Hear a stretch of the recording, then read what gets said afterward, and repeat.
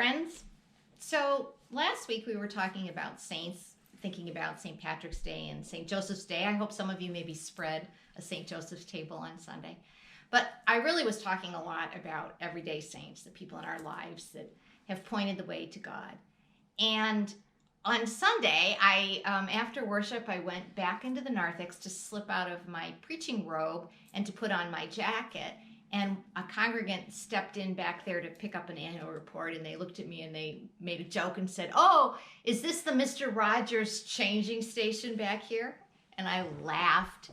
And I really laughed because if you are familiar with Mr. Rogers, if you remember, he used to come in and take off his coat and put on a sweater with patches on the sleeves before he sat down and talked to the kids. But I really laughed at this congregant's comment because the next day, Monday, the 20th, is Mr. Rogers Day. And I thought, okay, here's the third saint, if you will, in a row. We have St. Patrick, St. Joseph, and then Mr. Rogers Day.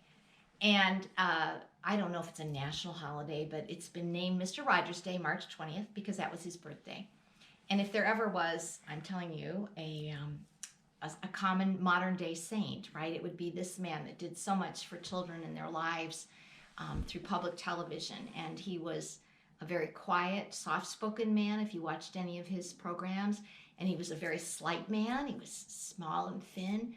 But he had a backbone of steel when it came to going up against corporate America and the national broadcasting system. And if you don't know too much about him, in that realm, I would encourage you to read and look at some stories about how he stood up for children's rights and what was a good message in television and how television could be used in a positive way for kids.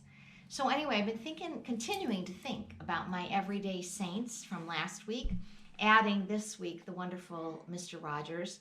And that leads me to one of my favorite things that I learned from Mr. Rogers, who was a Presbyterian minister, if you don't know that the very most important, greatest prayer that we can ever say, and that we should say all the time, is just 3 words long. Thank you, God. And Mr. Rogers taught us as Presbyterians that's the prayer we need to say every day. So today I'm saying thank you, God, for all of you. I'll see you Sunday.